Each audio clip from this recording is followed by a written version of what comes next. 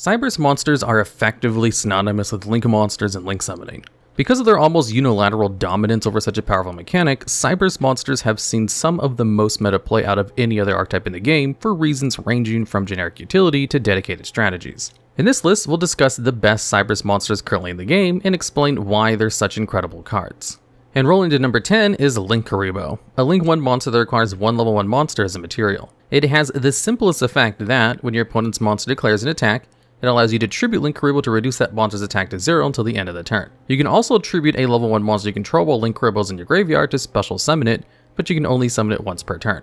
One of the main appeals of Linkuriboh is not its effect, but its summoning condition. If you have a level 1 monster with a great effect in the graveyard, like the White Stone of Legend, you can normal summon it, then use Linkuriboh to send it to the graveyard as a Link material, where you can then activate its effect. Salamangreat Almirage is another commonly played Link 1 monster that's primarily used to send a normal summoned monster to the grave. But Linkuriboh comes with a couple of unique bonuses that makes it a more appealing option when dealing with level 1 monsters. Linkuriboh's potency is much more obvious when used alongside cards like Morphtronic Telephon and Scapegoat.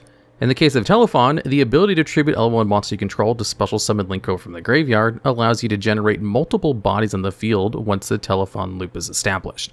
From there, you can use Telephon to climb higher and higher in Link ratings, so as long as you can make use of the 1x1 material Telephon provides, enabling one of the few FTKs currently legal, albeit a rather inconsistent one. On the other end of the spectrum, Linkuriboh can be used alongside Scapegoat to convert the normal monster tokens summoned by Scapegoat into effect monsters, which are significantly more useful for Link summoning. Even in the case of cards like the White Stone of Legend and Rescue Ace Hydrant that you often want to send to the graveyard, sometimes being able to reuse Linkuriboh throughout the course of slower games is enough to warrant using it over other alternatives, and is why Linkuriboh's often forgotten effect of blink an opponent's attack can really shine.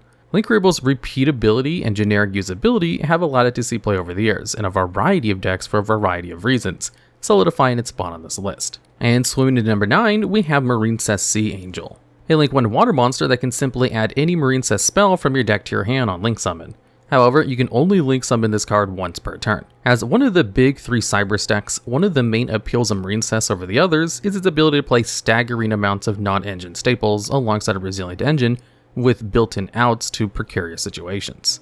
This is possible due to the amount of one-card combos the deck has, and many of these combos are enabled primarily by the existence of Marincess Sea Angel. The Marincess archetype only has 2 spells, but that's all it really needs since those 2 spells are Marincess Dive and Marincess Battle Ocean. Starting with Dive, this card allows you to target and special summon a non-Link Marincess monster from your graveyard, or special summon any Marincess from your deck if you control Marincess Battle Ocean.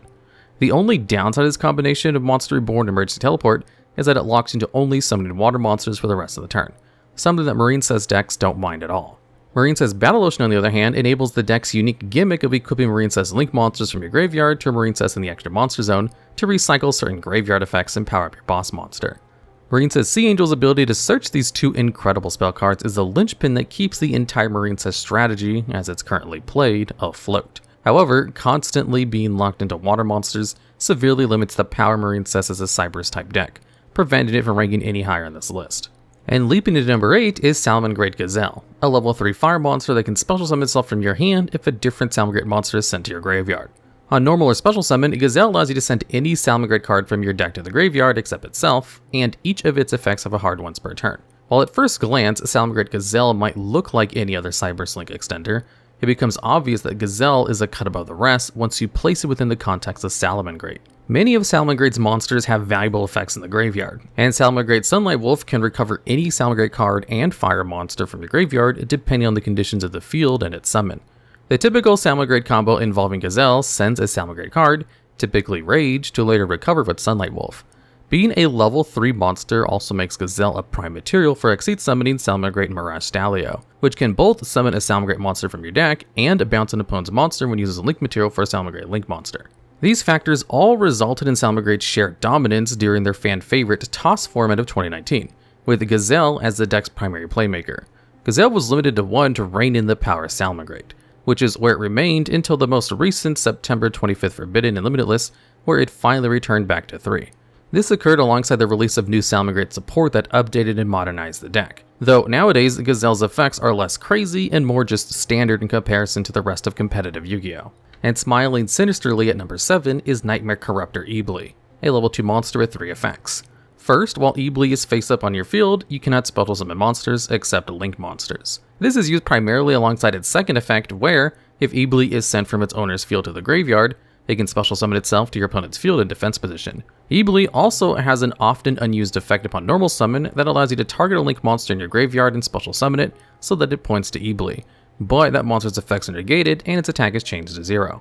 Knightmare Corruptor Iblee is one of the most unique floodgates in the game, and a powerful one at that. Its continuous effect to lock its controller out of any special summons except link monsters can be deadly against many modern decks that revolve around entirely special summoning. It's especially strong against those that focus on special summoning large amounts of monsters that prefer to summon non-link monsters from their extra deck. Iblee's effect to summon a link monster from your graveyard is often left unused today, despite it allowing Iblee to facilitate its floodgate effect on its own. This is primarily because Iblee is most easily accessed in Sprite using the effect of Gigantic Sprite to special summon from the deck, which prefers to summon Iblee at the end of a combo onto an already well-established board, as opposed to mid-combo as an extender. After being summoned by Gigantic, the two of them are often used in order to link summon for IP Masquerena to set up both interruption your opponent's turn and an incredibly restrictive floodgate.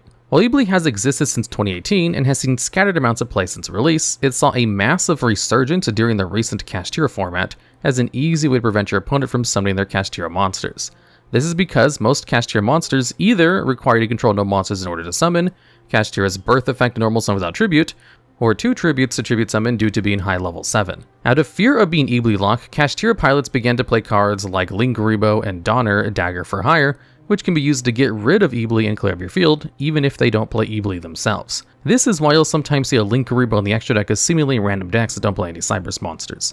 It's an insurance policy against Iblee specifically to prevent opponents from stealing easy wins on the back of a floodgate that's usually difficult to out. And slashing into number 6 is Decode Talker Heatsoul, a Link 3/5 monster that requires 2 or more Cyberse monsters with different attributes in order to summon. Like all Decode Talkers, it gains 500 attack for each monster it points to. But unlike the others, Heatsoul allows you to, as a quick effect, with a hard once per turn, pay 1000 life points to draw a card. Then, if you have 2000 or less life points, you can choose to banish Heatsoul from your field to special summon any Link 3 or lower Cyberse monster from your extra deck except itself. While exchanging 1000 life points to draw a card isn't anything groundbreaking, this effect goes from mediocre to incredible due to being accessible on a Cyberse type extra deck monsters. Since Heatsoul's effect to draw is a quick effect, you'll often use its effect twice. Once on the turn you make it, and again at the start of your opponent's turn. While seemingly innocuous at first, one of the best parts about Heatsoul is its Cyberse typing. This allows it to be used in so-called Cyberse pile decks that abuse the hyper-efficient Cyberse link climbing tools currently available, alongside a minimalistic engine to maximize non-hand traps in the main deck, resulting in a sort of a hand trap control style of gameplay. The average Cyberse deck will typically start off by going for a strong end board of some Cyberse boss monsters and a trap card or two. However, since Cyberse decks are more hand-trapped than Cyberse, Decode Talker Heatsoul is an excellent plan B that is almost always available even if the main combo is interrupted. It's Heatsoul's status as an incredibly available and strong backup line that makes it so good, earning a respectable position on this list. And packing into number 5, we have Update Jammer. This is a Link 2 monster that requires 2 level 2 or higher Cyberse monsters in order to summon. While it has 2 effects, only one of them has ever been relevant. If Update Jammer is sent to the graveyard as a Link material, you can activate its effect to give that Link monster a second attack during the battle phase that turn. This effect is notorious for its usage alongside Accesscode Talker and Accesscode Talker, which form a deadly trio of Cyberse monsters that can put over 8,000 damage on board with incredible ease. While a co-linked Decode Talker Heatsoul and Accesscode Talker is one of the ideal cookie cutter end boards for the first turn of a Cyberse deck, this board also facilitates an incredibly easy transformation to lethal damage should it successfully stop your opponent, all thanks to Update Jammer. By giving Accesscode Talker the ability to attack twice, Update Jammer allows Accesscode to inflict lethal damage by itself, an important detail when factoring in Mathmech Circular's restriction that restricts you to attacking with 1 monster for the rest of the turn after using its effect. Without access to Update Jammer, modern Cyberse decks would struggle to output lethal damage in a single turn without climbing as far as Link 5 or Link 6 monsters. This has led to a moderate community outcry for Update Jammer to be banned during formats where hand traps and therefore Cyberse decks have been really strong. Though, despite this, Konami has shown little to no interest in hitting Update Jammer as a way of adjusting the power level of Cyberse strategies. And lining up to number 4 is Parallel Exceed, a level 8 monster that can, if you perform a Link summon, special summon itself from your hand to an arrow that a Link monster points to. In addition to this, if Parallel Exceed is normal or special summoned, you can special summon another copy of itself from your deck. If a Parallel Exceed is summoned by either of its effects, its stats are halved and reduces its level to 4 and attack and defense to 1000. One of the most notable parts about Parallel Exceed is actually a line of text that it lacks, that being any kind of restriction outside of a hard once per turn. This, combined with Parallel Exceed's lack of a dedicated Garnet, allows it to see play in a wide variety of decks that either want access to easy link materials, or benefit from the ability to create a low-cost rank 4 to increase consistency or bolster end boards. Most generic engines in Yu-Gi-Oh! Are based off of a single card that can generate a lot of advantage on its own, typically by searching other cards out of your deck. Therefore, you typically prefer to draw those cards that generate advantage as opposed to the cards that you want to search with those cards.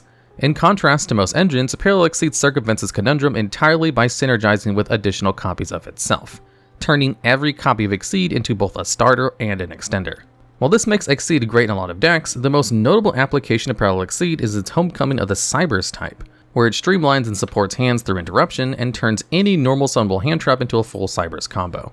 By normal summoning a hand trap with low attack, such as Ash Blossom and Joyous Spring, Effective Veil, or DD Crow, and linking it off for a Salamangreat Almirage, you can trigger Parallel Exceed's effect to summon itself from your hand, which will then trigger its own effect to summon another copy from your deck. And from there, you can use the 2 level 4 Exceeds to Exceed summon Mathmech Circular and then search the next card on this list, which represents full Cyberse combo all on its own. And counting at number 3 is Mathmech Circular, a level 4 light monster that can spell summon itself from your hand by sending any Mathmech monster from your deck to the graveyard, but prevents you from attacking with more than one monster for the rest of the turn if you do so. It also has the effect that, if a Mathmech monster is normal or special summoned to your field while you control Mathmech Circular, you can add one Mathmech spell or trap card from your deck to your hand. Mathmech Circular is one of the strongest pieces of legacy support ever printed, rocketing the virtually unplayable Mathmech to tier 2 meta contention, and representing an incredible amount of potential advantage on its own. Notably, Mathmech Circular's effect to special summon itself sends a Mathmech monster from your deck to the graveyard as cost, meaning that the monster is sent as soon as Circular is activated and cannot be stopped by cards such as Ash Blossom and Joyous Spring or Psyframe Gear Gamma. This is important since the card Mathmech Circular will typically send, Mathmech Sigma, can spell summon itself from the graveyard so as long as you do not control a monster in the extra monster zone, which you typically won't at the start of your combos. Summoning Circular by sending Sigma, and then summoning Sigma using its own effect, will then allow Circular to trigger its second effect to search either Mathmech's an Archetype Monster Reborn, or Mathmech Superfactorial, an incredibly powerful trap card which will typically equate to a monster pop, spell trap removal, hand rip, and omni negate during your opponent's turn. These 2 Cyberse type bodies generated by Circular are more than enough to carry the deck through various Cyberse endboards, and it has both delighted and frustrated players since its release by enabling maximum payoff at minimal card investment. In Yu-Gi-Oh!, players will often refer to effects or cards in reference to older cards that either share particular qualities or have similar effects. Cards such as Gemini Garnet and Icarus Attack are 2 examples of this, with the former referring to cards you'd rather stay in your deck, and the latter referring to a card that destroys one of your monsters to destroy 2 of your opponent's cards. Mathmech Circular has such a widespread community impact that singular cards that represent an entire archetype's game plan are now often referred to as circulars, such as Sunseed Genus Loci, which is sometimes referred to as Plant Circular. Even if Mathmech as an archetype has been neutered with Circular now being limited, the impact Circular has left on the game can't be understated. That being said, the remaining 2 cards in this list have managed to leave even bigger legacies in Circular, preventing it from scoring the top spot of this list. And skating into number 2 is IP Masquerena, a Link 2 monster that requires 2 non-link monsters as material in order to summon. It has 2 effects, the first of which allows you to, during your opponent's main phase as a hard once per turn, link summon 1 link monster using IP and other monster you control as a material. In addition to this, any link monsters that uses IP Masquerena as a material cannot be destroyed by your opponent's card effects. The ability to give any link monster in the game immunity to destruction effects is incredible, and will only grow stronger as more and more link monsters are printed. Some of the most notable candidates that make great use of this protection include Mech Knight Crusader Avermax, who becomes an untargetable and indestructible menace that demands premium, non-targeting, non-destruction removal, and Apollousa Boa the Goddess, which appreciates one of her main weaknesses being covered and allows her to more effectively perform her job of negating monster effects. However, even more important than the defensive applications of IP Masquerena are its offensive applications, which are available generically to any deck that utilizes effect monsters, which means effectively every deck in the game. IP's effect to link summon on your opponent's turn has historically enabled cards such as Underworld Gods of the Closed World and Knightmare Unicorn to see play as important disruptions, providing an unconditional out to most monsters or shuffling away any card in the field into the deck. SP Little Knight is IP Masquerena's newest friend, both in lore and competitive sense. As opposed to Underworld Goddess, which requires 3 of your monsters to remove one of your opponents, or Knightmare Unicorn, which requires a discard, an SP Little Knight made using IP Masquerena's material, which can target any card in the field or in either player's graveyard and banish it. And that's without going into any of the additional utility Little Knight can provide. Overall, IP Masquerena is in contention for being one of the best Link monsters ever printed, let alone Cyberse monster. But she falls just short of the generic utility provided by the final card on this list. And attacking for the title number 1 is Accesscode Talker, a Link 4 monster with 2300 attack that requires 2 or more effect monsters as material in order to summon. Your opponent cannot respond to the activation of Accesscode Talker's effects, the first of which occurs on Link Summon and allows you to target one Link monster that was used as material for its summon and gain attack equal to 1000 times that monster's Link rating. Accesscode's second effect allows you to banish any Link monster from your field or graveyard to destroy one card your opponent controls without targeting. However, you can only banish a monster with any given attribute once per turn to activate this effect. Accesscode Talker is the entire Going Second package wrapped into one entirely generic card.